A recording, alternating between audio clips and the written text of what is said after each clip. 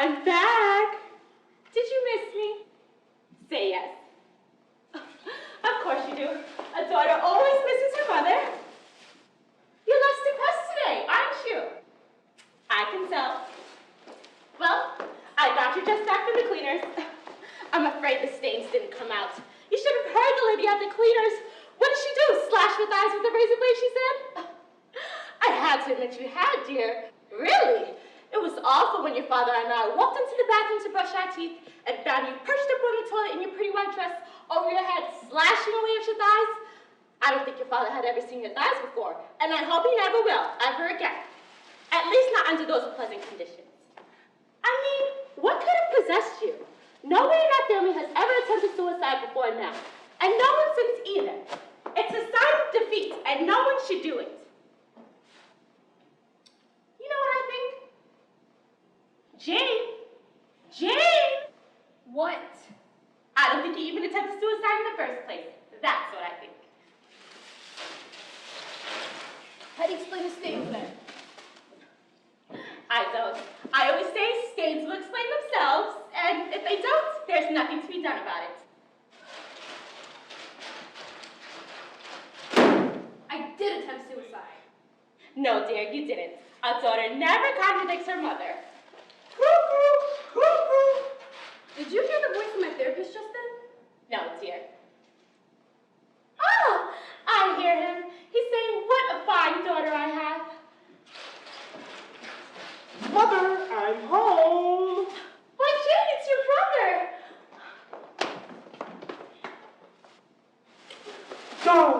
Darling. Oh, Dwayne, this is mad. We've got to stop meeting like this. Your father will find out. I'll tell him. Jane, you would never do such a thing. Mother, I'm mad for you. I find you exciting. Quick, the postman. Act busy.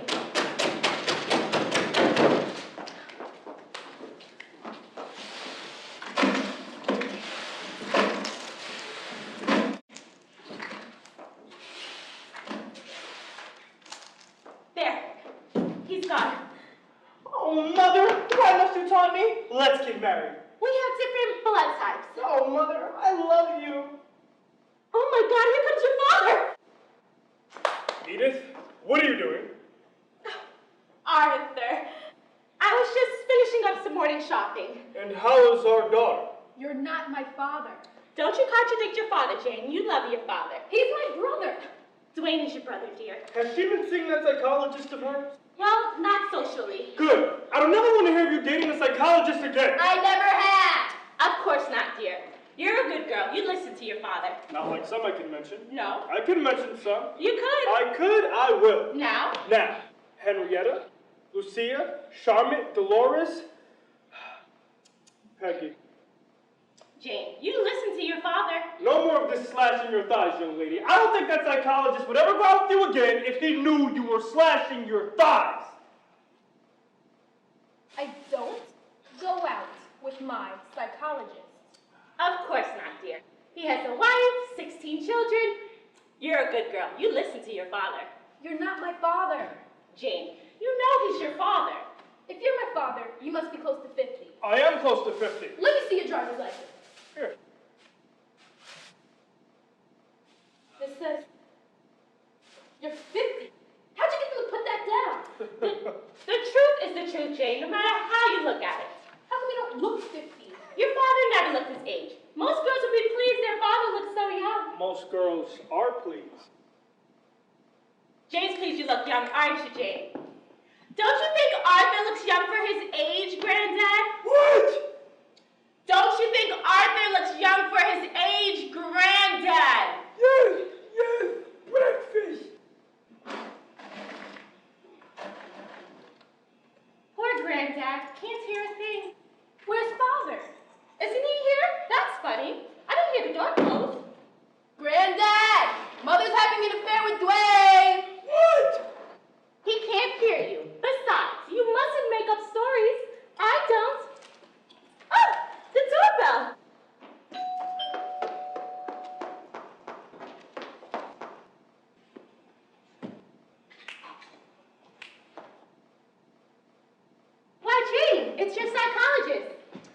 recognize you from your photos. Jane has them plastered all over her walls. I don't know why. How do you do? You must be Jane's mother. Yes, I'm Edith Fromage. You probably recognize me from photos in the papers when you were a young boy.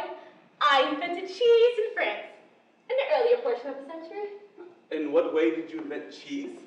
In every way. And this is my son, Dwayne Fromage. How do you do? How do you do? I didn't realize Jane's last name was Fromage. It's nuts. I had Jane by another husband, a Mr. Carrot. My name isn't Karen. Of course not, dear. It's Jane Carrot.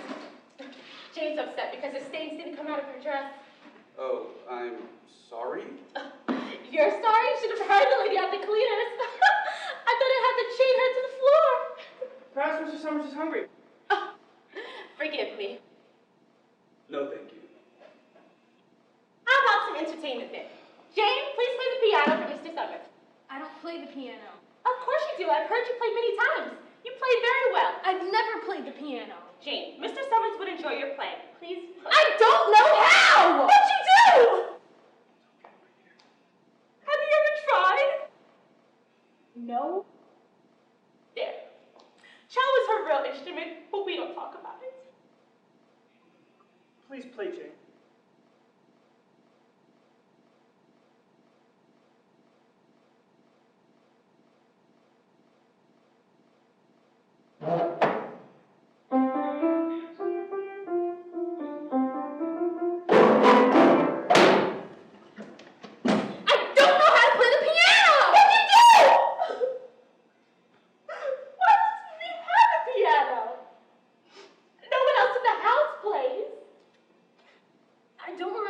Lessons?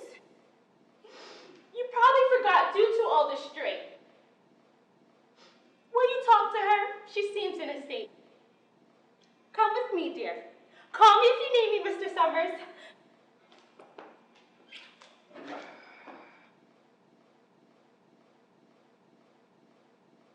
I don't remember taking piano lessons. Maybe you've repressed it.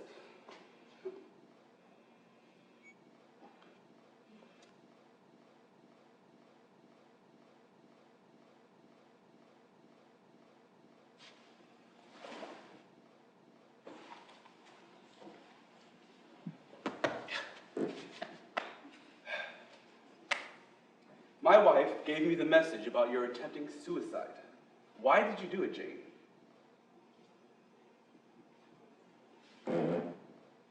I can't stand it. My mother says she's invented cheese. And I start to think, maybe she has. There's a man living in the house, and I'm not sure whether he's my brother, or my father, or my grandfather. I can't be sure of anything anymore. You're beginning to sound quite rational, and your self-doubts are a sign of hell. The truly crazy person never thinks he's crazy. Now, explain to me, what led up to your attempted suicide?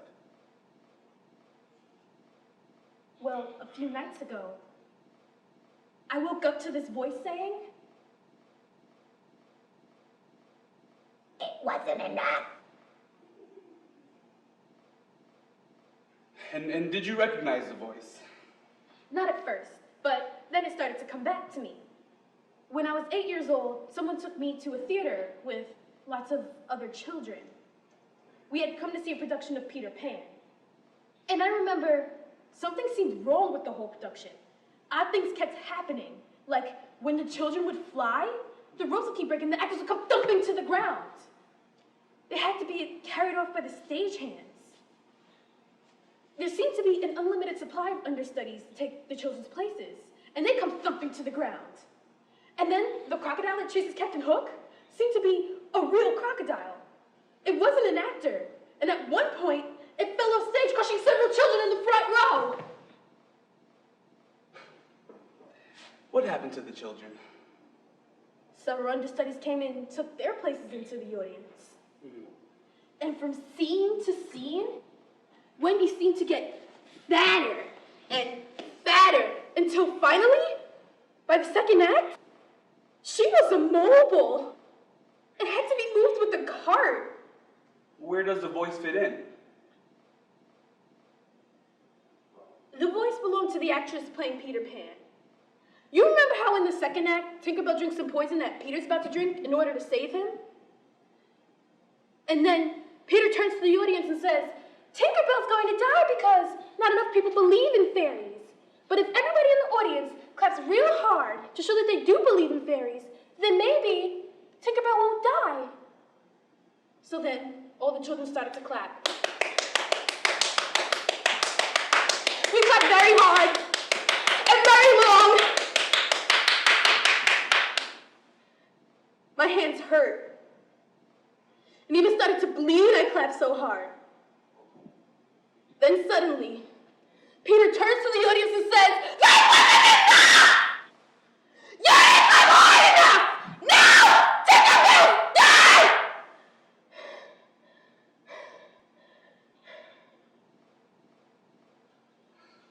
Oh. Well, and then everyone started to cry. The actress stalked off stage and refused to go on with the rest of the show. They finally had to bring down the curtain. No one could see anything through all the tears.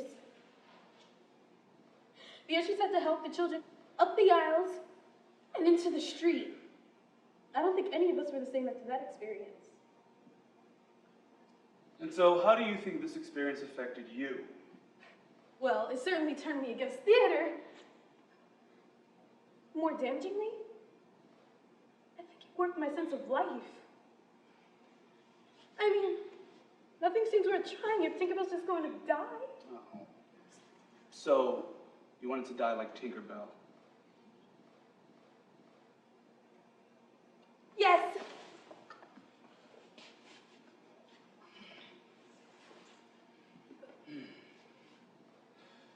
Jane, I have to go now. I have to bring my wife to the hospital briefly this afternoon. But I want you to hold on. I think you're going to be all right. I think you need a complete rest. So when I come back, we'll talk about putting you somewhere for a while. You mean committing me? No. This would be a completely temporary thing. A rest home. Tinkerbell just needs her batteries recharged. So you just keep your mind a blank, and we'll talk about putting you somewhere as soon as I come back, all right? Thank you. I'll try to stay quiet till you return. Oh, you're leaving? Won't you have some of my cheese first? No, thank you, Miss Fromage. Please see to it that your daughter stays quiet. You can rely on me. Chin up. Jane, dear, I brought you some sheet music. I thought if you settled where Middle C was, it might all come back to you. Please leave me alone. I don't know why you turned against Well, the you know piano. my one love has always been the cello. A good daughter does not speak to her mother in such a tone. I'm sure you didn't mean that. When you're ready to play the piano, let me know. Oh, the doorbell. Ah, Madame Fromage! Oh, Count. How nice. I don't think I've introduced you properly. This is my daughter, Jane, and this is the Count de Rochelet, my new benefactor. How do you do, mademoiselle?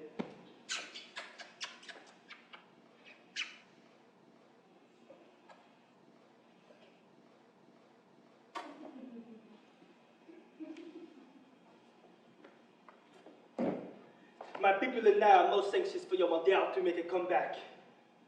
All the time the people of France said, whatever happened to Edith Fromage who gave us cheese? It is time she left her solitude and returned to the spotlight and invented something new. And so I come to your charming mama to ask her to answer the call of the people of France. Jane, say hello to the Count. Hello. You have to forgive her. She's upset because she's forgotten how to play the piano. Madame Fromage, I love you. Please, I don't want my son and husband to hear. Madame Fromage, I love you. Not now. I must invent something new. Have you the ingredients?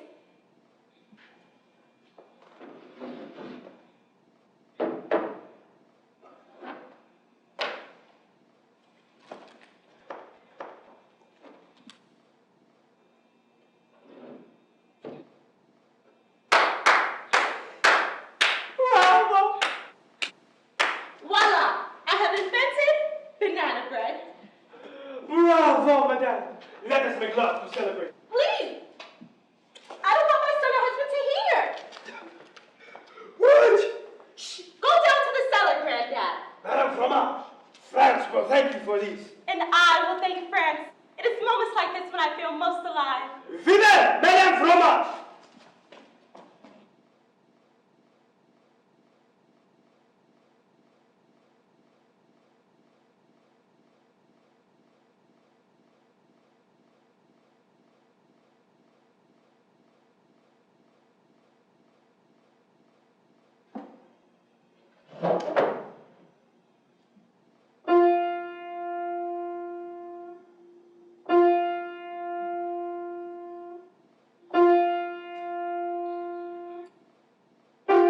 Tink, are you alright, Tink? Tinkerbell!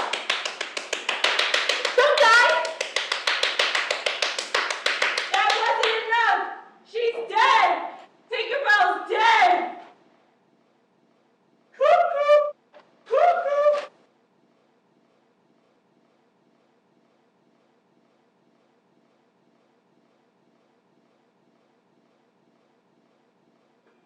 Have you seen your mother?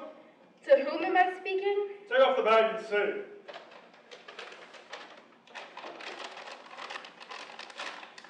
To whom am I speaking? Don't act out, Jane. Now tell your father you'll be normal. I'll be normal. I'll be normal, comma, father.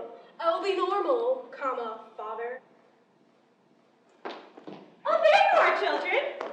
Mother, don't leave for that count! Edith, what is Dwayne talking about? Arthur, I'm sure I don't know. Don't let your father hear about the count. Mother, I love you! Edith, what did you just whisper to Dwayne? Nothing, Arthur. Just that Granddad's hearing is getting much worse. Look, I have invented banana bread. Aren't you proud of me? Congratulations, Edith. Gee, Mom! What?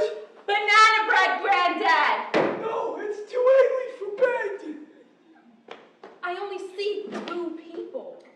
Oh dear, I'm sure you see more than that. Oh, the doorbell.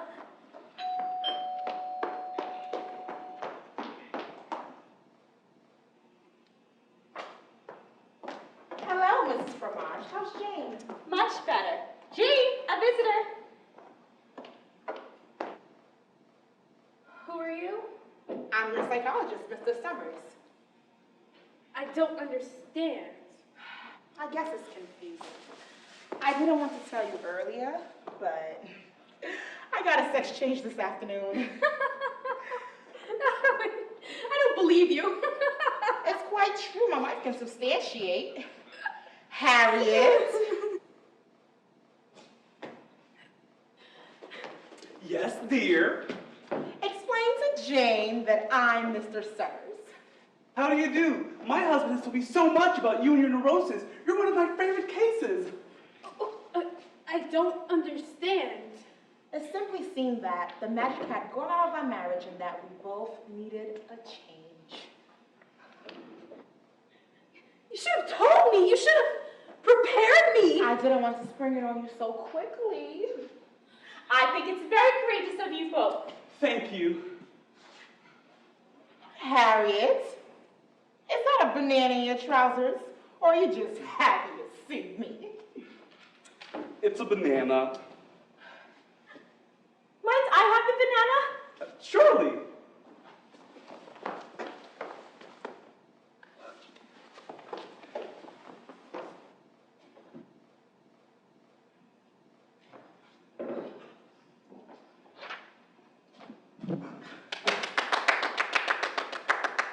I've been wondering how my patients would react to the change.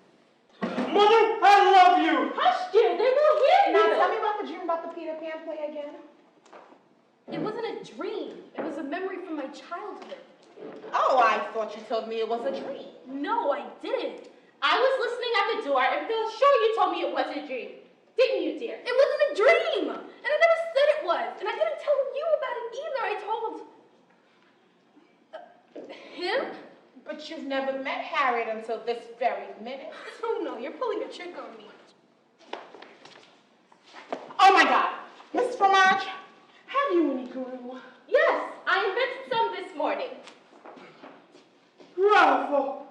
I call it mucilage. Oh, bravo! You must excuse me. My wife just noticed that one of my breasts were slipping off. Can I get you a melon? No, thank you. This should do it. Modern surgery is such a wonder these days. But it can be sloppily done sometimes. I don't think you can help me. Oh dear. You see, Harriet, I see.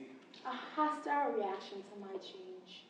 Jane, dear, I am just as capable as I was before. I think you're crazy.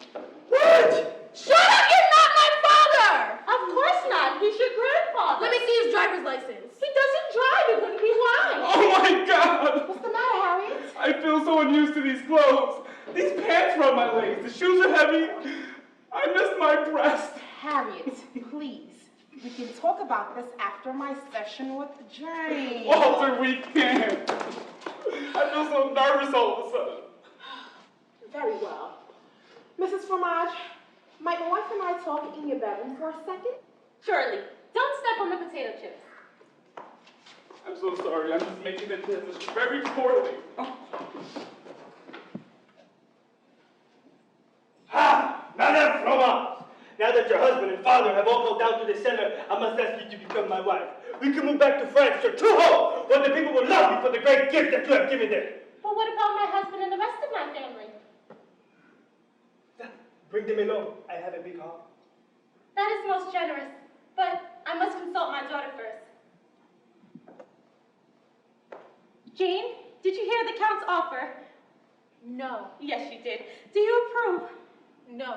Yes, you do. Do you want to come with us to France? No. Yes, you do. Oh, Count! Jane has agreed to everything. Darling! My Count! Mother, what is the meaning of this? Edith! Now, Dwayne, Arthur. Edith, I'm shocked. Now, don't jump to any hasty presumptions, Monsieur Fromage. Now, Arthur, the Count and I have been discussing my going back to the stage. You've used that story before. Never! Yes, you have. Albert, you're belligerent. Arthur. Arthur, you're belligerent. Father, don't use that tone of voice with my mother. Dwayne, don't speak crossly to your father. I think it is terrible that any of you will speak rudely to Madame Fromage. Dwayne, your grandfather's choking. Get him some water. You're just trying to distract from the issue. He's choking. How could you be so cruel?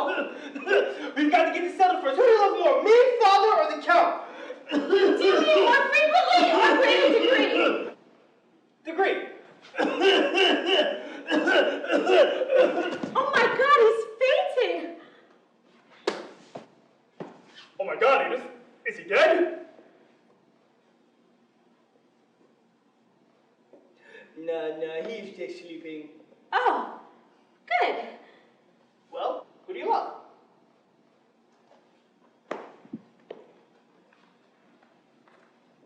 Dwayne, when you ask a woman that, you ask her to explain her existence, and I will.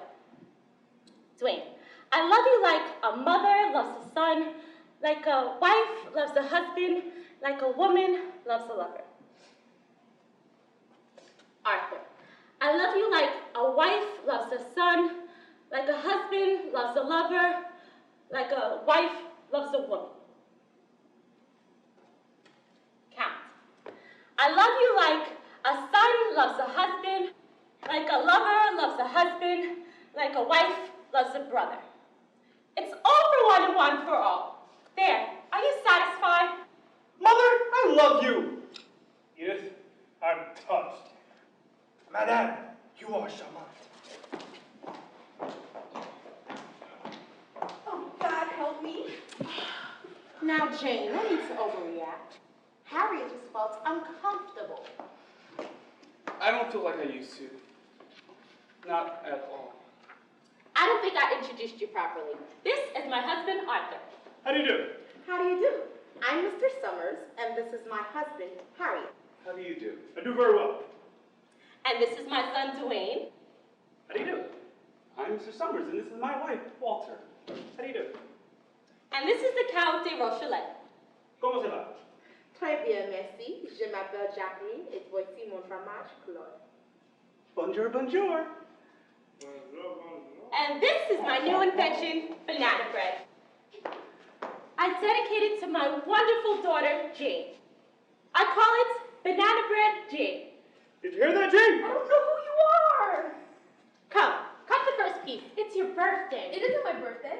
Yes, it is. We've been wishing you a happy birthday all day. Happy birthday, Jane. We're going to get that piano tune for you. Who are you? Joe, you Noel, Jane. Allez-vous à la bibliothèque? Come, cut the first piece.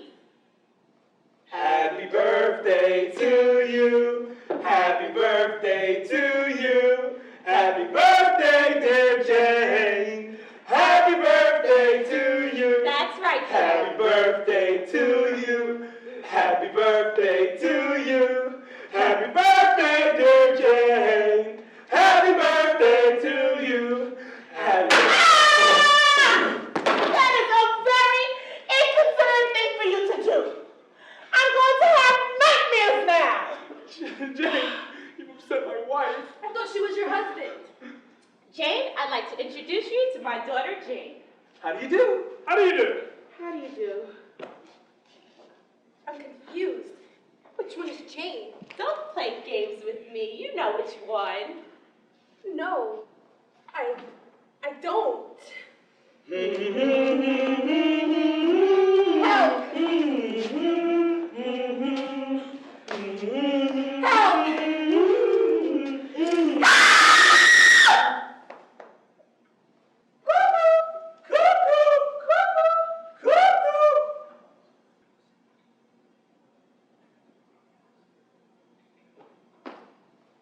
Time for the bandages to come on.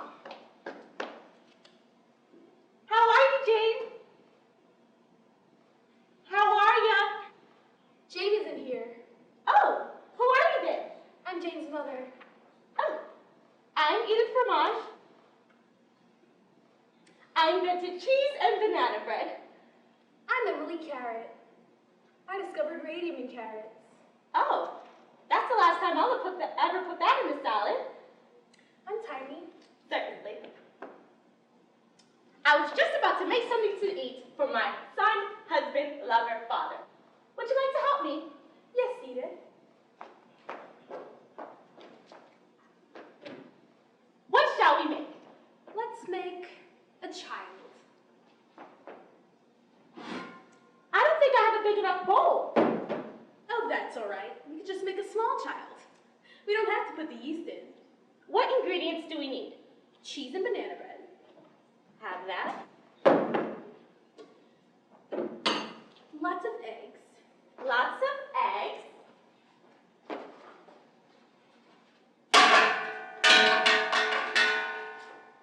Olives for the eyes. Olives.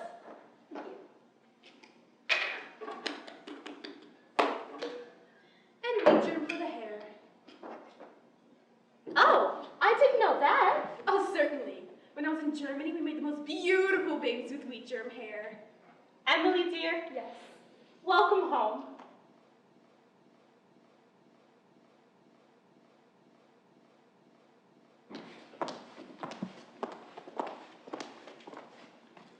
At this point, it seems in order to offer the psychological key to this evening's performance, Jane's repressed fear of carrots, indicated by her refusal to acknowledge her proper surname, mirrored a disorder in her libidinous region.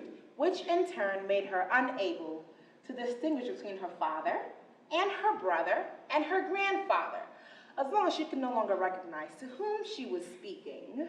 She would not have to react to them sexually. When Jane finally released the forces of her libido by whacking off the banana bread, She freed her imprisoned personality, and enabled herself to face her festering, competition. with her mother. The moral of the play is that through the miracles of modern psychology, Man is able to solve his problems. and be happy. Thank you and good night.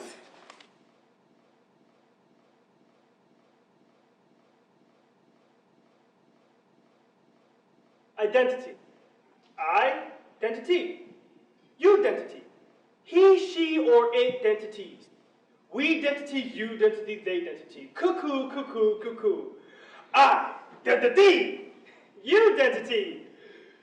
He, she, or it, Dentity.